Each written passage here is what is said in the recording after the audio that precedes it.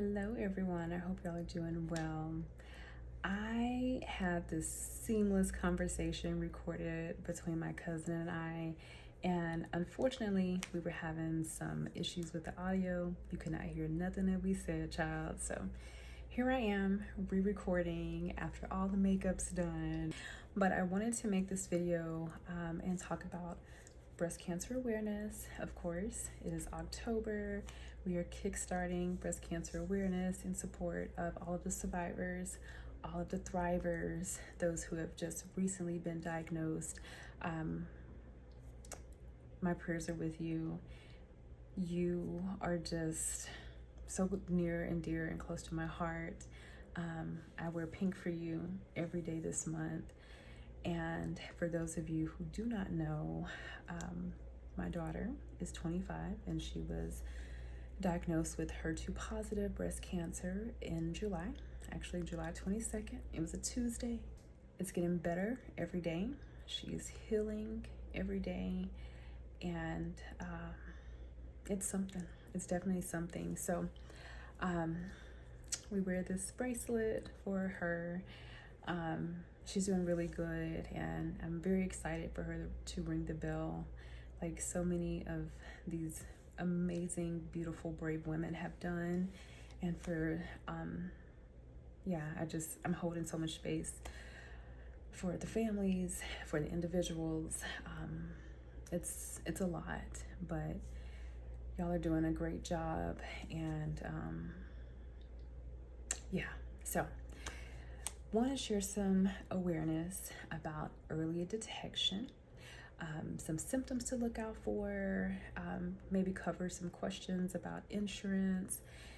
So if you see me glancing over this way, I've got all my notes on my computer so that I do not get sidetracked or let ADHD take over my conversation and go blank. So in regards of early detection, finding and treating cancer early, it really greatly improves the chances of full recovery, and it's going to mean a less invasive treatment and a shorter time frame for treatment and a quicker recovery. It is always important, if you see any type of symptoms that I'm going to go over, to talk to your doctor, to bring it to your doctor's attention. If you feel like your doctor is not taking your concern seriously, or they're hesitant because of your age, get a second opinion. It makes all the difference if you can detect this early. You will have so many different options for treatment if you catch it in stage 1 and 2 versus waiting until stage 3, or when it's metastasized, which would be stage 4. I cannot stress this enough. Avoidance is not a solution. Avoidance is not a solution. Avoidance does not make anything go away. If anything, should you have cancer or some type of autoimmune disorder or disease, it's just going to make it worse for you. It's going to make recovery take longer. Do not avoid anything. Deal with it head on. Yes, it's scary. Yes, it's worrisome, but it's also scary finding out and then you don't have that many options for treatment, or no options are made available. Okay? I could go on a whole tangent about that, but I am not going to, because I don't want to trigger myself. I recently discovered and found out that women whose breast cancer is detected at an early stage have a 93% or higher survival rate within the first 5 years. So, yes, detect it early as possible. It's important that you know your family history. I know that's not, easy for everyone. If you don't know your family history, if there's no one that you can talk to, you can always do a BRCA test. It's a gene mutation test. It's BRCA, gene mutation. And it will tell you about any type of predisposition or gene mutations that make you at higher risk for developing some type of cancer. Okay? So a few different detection methods that are used in the United States for sure. It's going to be a mammogram, an MRI, or an ultrasound, or like a CT ultrasound. The US standard for detecting breast cancer, of course, is the mammogram, and it's recommended to start those at age 40, doing one every other year. And then once you turn 50, it would go to every year getting the mammogram. Now, of course, if you have a family history, someone in your immediate family who has been diagnosed with breast cancer, then your doctor will more than likely recommend that you get tested a lot earlier. When it comes to insurance, I do want people to know there's preventative care and then there's diagnostic care. If you do have a family history, you will end up paying out of pocket for these detection tests because for whatever crazy reason, family history no longer makes it preventative. It becomes a diagnostic test. But do not let that keep you from getting a mammogram or an ultrasound, please. I do want to also say, in the month of October, obviously it's breast cancer awareness, pink and mammograms, it's all the craze right now, which is fantastic. There are a lot of organizations who are doing free mammograms, so that is an option for you. You can check in with your local health department, local hospitals. I know here in the Dallas, Texas area, there's UT Southwestern Parkland Hospital, and they have like vans and buses outside of the, hospital in the communities where they're setting up, for people to just come to the van or the bus to do mammograms, and they're low cost or no fee at all for those, and you won't even have to go see your primary care doctor and get an order and all that stuff. So I would definitely recommend calling 211 or speaking to your doctor, because they can give you resources as well to get mammogram and ultrasound.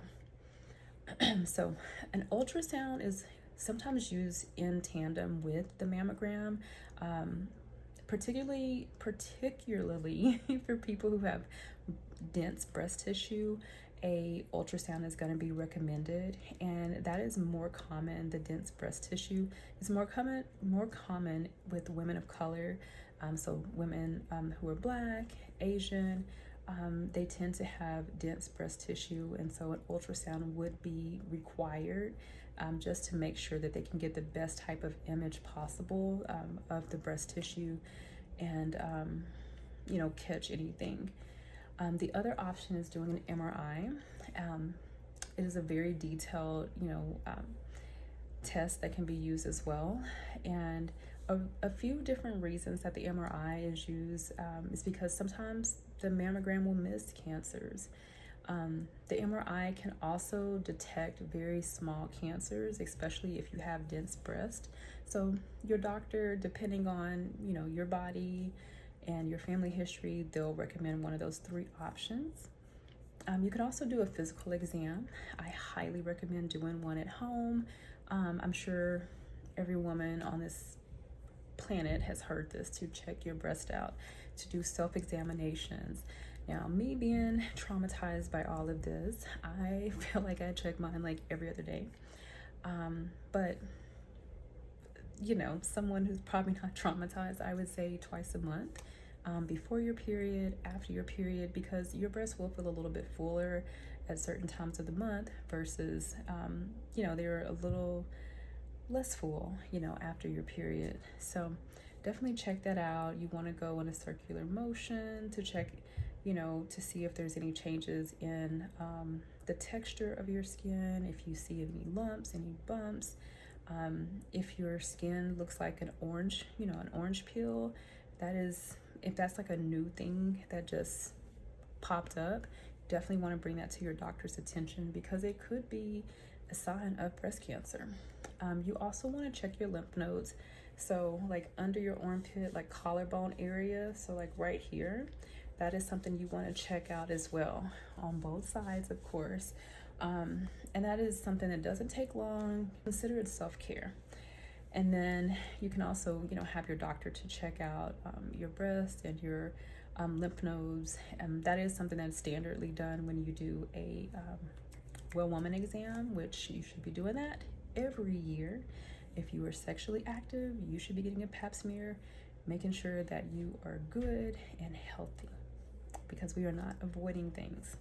So just want to run down some early signs of breast cancer. So again, the most common would be seeing a lump in your breast or your armpit that does not go away. If you notice any texture changes, any swelling in the armpit area near your collarbone, that could mean that breast cancer has spread to your lymph nodes. And so you want to get that checked out immediately. If you have any pain, any tenderness, any lumps that normally wouldn't hurt, but all of a sudden they do feel like painful or prickly. If you notice a flat or indented area on your breast, and if like I said, the shape, the texture, the temperature changes, that could be a symptom. The other thing is your nipple. So if you feel like your nipple has begun to pull inward, if it's dimpled, if there's any burning, itching, or sores that have developed, including like discharge in the nipple area, definitely something that you want to get checked out immediately. The National Breast Cancer Organization has a plethora of resources that I have honestly found very helpful. And they can send you out a free screening booklet. It's basically going to have like 10 different screenings that every woman should get as early as age 18. So if you go to nationalbreastcancer.org's website, scroll down a little bit and you'll see the link where you can sign up to get the free booklet. And it also will tell you about local organizations, no matter where you live, where you can go and find low-cost mammograms. And if you have any questions, definitely drop those below.